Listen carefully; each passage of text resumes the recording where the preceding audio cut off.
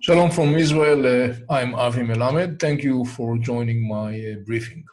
A couple of days ago, there has been an attack in Damascus, Syria, attributed to the Israeli Air Force. The attack resulted in killing of some senior Iranian general and Hezbollah members. Though the attack attributed to Israel, Israel claimed no responsibility for that attack. Lebanese organization Hezbollah threatened following the attack to retaliate. This is not the first time the organization is threatening to retaliate, and also in the past he did retaliate. However, this time the circumstances are a little bit different, and therefore the story has a different significance. And the reason for that, it has to do with the wider and more significant issue, and that is the crumbling or declining Iranian deterrence. The Mullah Regime in Teheran is leading a very aggressive foreign regional policy entitled by the Jordanian King Abdullah II as the Shiite crescent. The purpose of the Shiite crescent is to position Iran as the hegemonic superpower.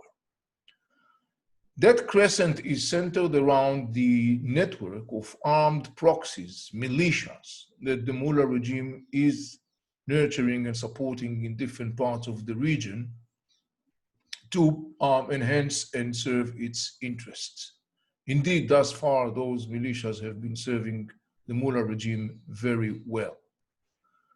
A very significant component in that crescent is a land corridor that the Mullah regime is building from Iran, crossing through Iraq, Syria, all the way to Lebanon and the Mediterranean Sea, taking advantage of the fact they have a lot of influence in Iraq. They partly occupy Syria and control part of Syria and control Lebanon through the Hezbollah. The Iranian regime was able to establish such a land corridor. And the purpose of this land corridor is to stream weapons, missiles, militants, and act actually as such to perpetuate and deepen the control of the Iranian regime on this very enormous strategic corridor.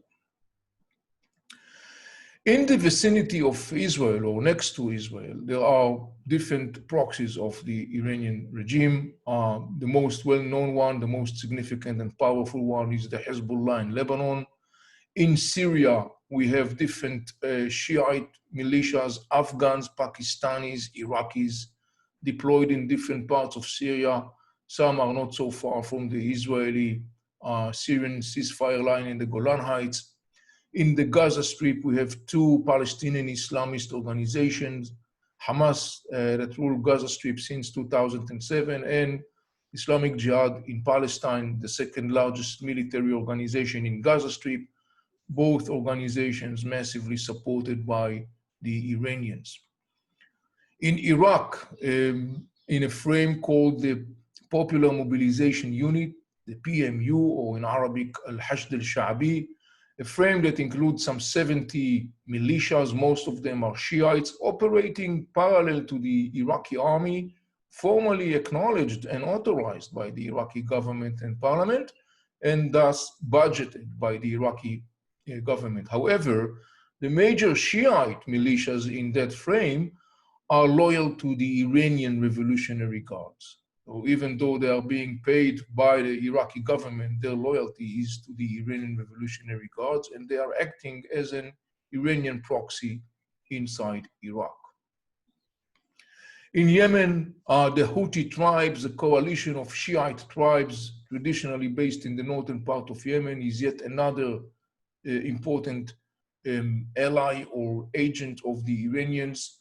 The leader of the Shiite Houthi tribes, Abdel Malik al-Houthi, you could see him on this picture, and their military forces known as Ansar Allah. In the last couple of months, the structure of these proxies sustained some very painful blows or punches, sort of speaking. The most significant one, earlier this year in January, United States killed the commander of the Al-Quds force, Major General Qasem Soleimani. Al-Quds Force is the spearhead for force within the Iranian Revolutionary Guard in charge of the nurturing and maintaining the relationship with the network of the proxies. In that context, Major General Soleimani was a key player. He was the one establishing and nurturing that network. He was enormously significant. Another person killed with Soleimani in that attack was also a very significant person in the structure of the Iranian proxies, and that is Abu Mahdi al-Muhandis, the second in command in the Popular Mobilizations Unit in Iraq. Indeed, in Iraq, in the last couple of months, a new government led by former Iraqi head of intelligence services, Mustafa Kazemi, is trying to restore sort of sovereignty and to limit or restrain the Iranian intervention and influence in Iraq. In June 2020, governmental forces arrested militants of one of most significant Iranian-backed Iraqi Shiite militia, Kataib Hezbollah, as they were trying to reportedly launch rocket attack at the US Embassy in Baghdad. It was also reported that Iraqi military forces are now taking control over the border crossing between Iraq and Iran. Why is it significant? Because those border crossings were controlled by militias who are loyal to the Iranians. Another piece of information that required a verification, the Iraqi government asked a couple of days ago very senior members of the structure of the proxies of the Iranian Revolutionary Guard. His name is Muhammad al-Kawtharani, a Lebanese and also member within the Hezbollah in Lebanon, that was acting as a coordinator between the Iranian Revolutionary Guards, the Iraqi militias in Iraq and the Hezbollah in Lebanon. He was asked by the Iraqi government, according to an information, to leave Iraq and to go back to Lebanon. By the way, the US defined that specific person as a global terrorist, and only recently the US administration offered a $10 million reward for anyone that will disclose information about Kawtharani's whereabouts. The successor of Major General Soleimani is Major General Ismail Qani. Accumulating information indicate that Qani struggles to enter Soleimani's big shoes, and actually it seems like Qani is unable to overbridge the growing gaps and rifts within the structure of the proxies of the Iranian regime, namely particularly among the Iraqi groups. He is struggling, and therefore we could say today that it seems like that the killing of Soleimani indeed disrupt significantly the operation of the Iranian network of proxies in the region. Adding to that, we have to take into consideration also a series of blows inside Iran that happened in the last couple of months. In May, following reportedly an Iranian cyber attack on Israel's water infrastructure, Israel allegedly retaliated by attacking the Shahid Raji port in Iran. This is a very significant port. It's part of a larger port, the Bandar Abbas port. According to reports, the allegedly Israeli cyber attack caused a significant damage to the traffic in the port for a couple of days. Since the end of June, and to date, there has been reports about at least 14 different serious or mysterious incidents that took place in Iran, either in the form of an explosions or fire.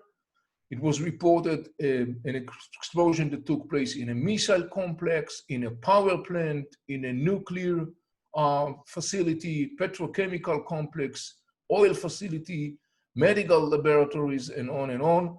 And all these events together piled up and accumulate and results in a growing and deepening erosion of the Iranian deterrence image.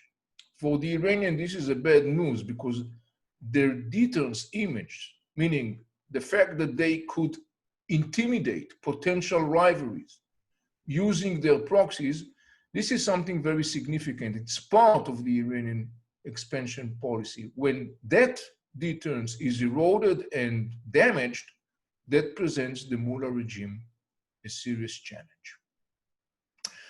Indeed, the Mullah regime is clearly looking for ways to restore its declining deterrence, and potentially he has different tools in his possession. He could, example, launch a direct attack on Israel, or using the proxies around Israel to launch attack on Israel. It could attack in the Arab-Persian Gulf, reminding you that in 2019 there has been a couple of attacks targeting maritime oil tankers, ships. In one case, cruise missile attack on Aramco facilities in Saudi Arabia. Though the Iranians never admitted or blamed responsibility, it is very clear that they were the ones beyond those attacks. Another location could be the Bab el-Mandab Strait, connecting the Gulf of Aden and the Red Sea, a very significant strategic location. Using the proxies, the Houthis in Yemen, the Iranian could, as they did in the past, target maritime ships crossing through this strategic strait. Another option or another tool the Iranian regime could use is attacking Israeli/Jewish targets abroad, synagogues, embassies, consulates, Jewish community centers, and so on, as indeed that regime did in the past.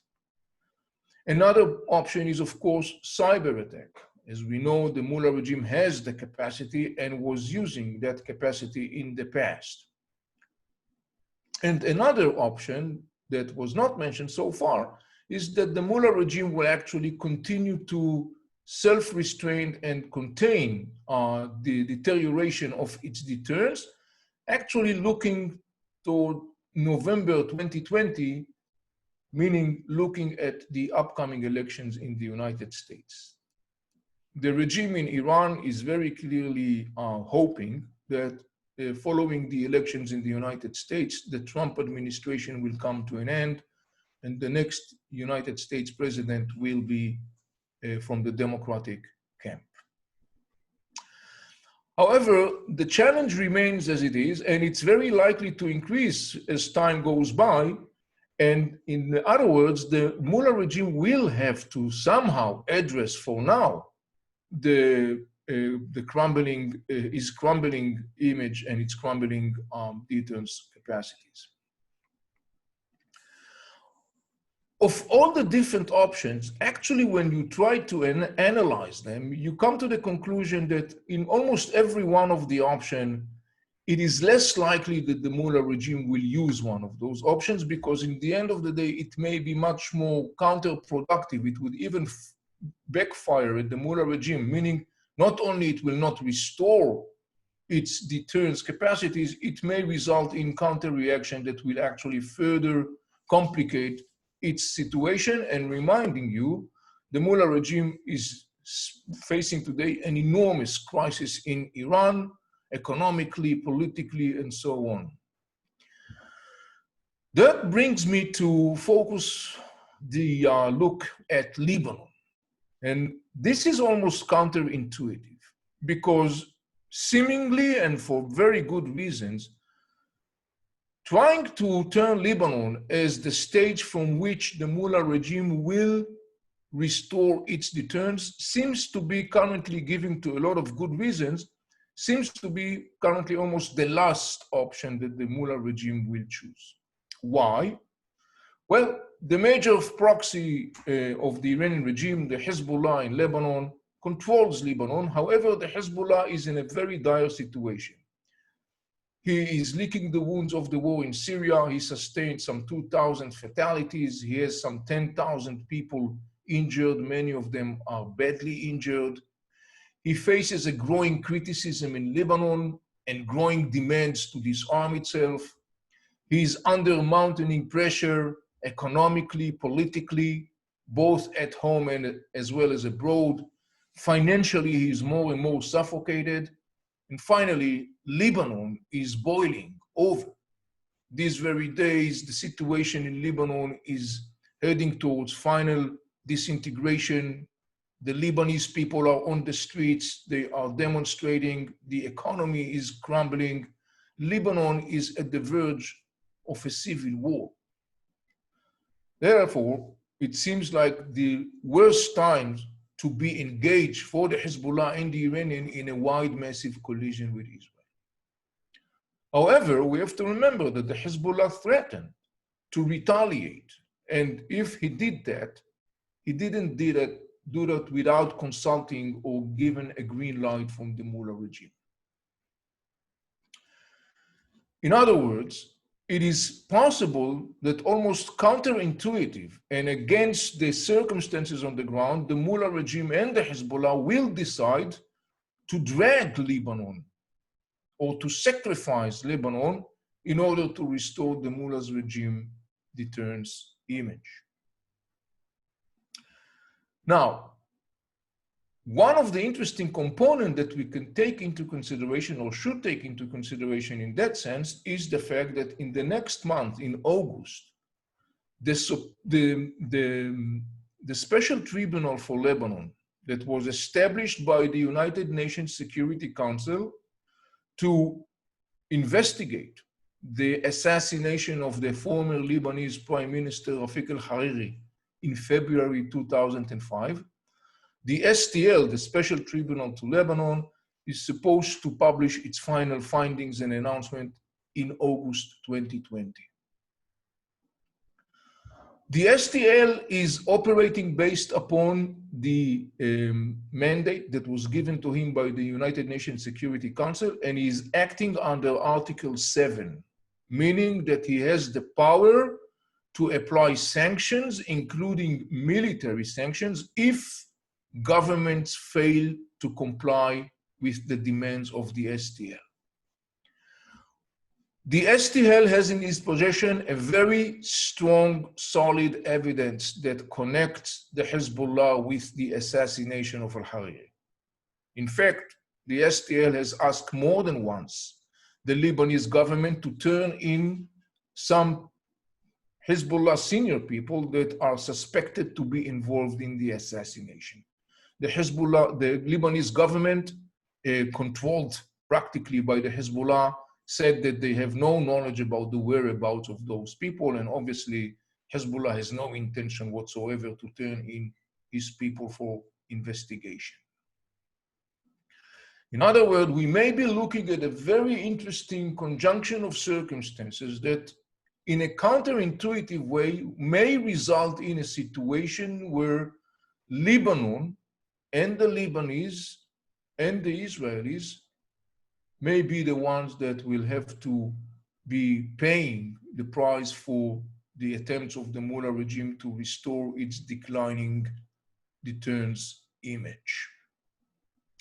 Now, it is very likely that Hezbollah and the Iranians do not have in mind an intention to initiate a wide, massive military collision with Israel, not in this time, given to what I said before. However, we have to remember that you know how it starts, but you do not know how it ends. Meaning, if Hezbollah is going to retaliate militarily, and that retaliation is going to spin out of control and quickly and rapidly deteriorate, we may find ourselves in a situation where we will witness a wide, massive military collision. Therefore, it is enormously significant to follow very closely the upcoming days and weeks, and to follow particularly how things will evolve in the Lebanese arena. Thank you for joining me for this briefing. Before I'll open this session for your questions, to the request of some people, I'll just very briefly share with you my contact information. You are very welcome, of course, to contact me, and it will be, as always, my pleasure to share with you briefing and my knowledge. I want to thank you again for participating, and now let us turn to your questions.